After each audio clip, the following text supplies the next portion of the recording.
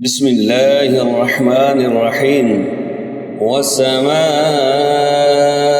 ذات البروج واليوم الموعود وشاهد ومشهود قتل أصحاب الأخدود النار ذات الوقود إذ هم عليها قعود وهم على ما يفعلون بالمؤمنين شهود وما نقموا منهم إلا أن يؤمنوا بالله العزيز الحميد الذي له ملك السماوات والأرض والله على كل شيء شهيد.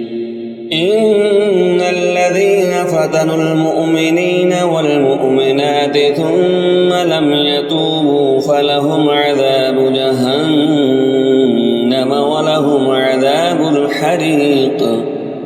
إن الذين آمنوا وعملوا الصالحات لهم جنات تجري من تحتها الأنهار ذلك الفوز الكبير.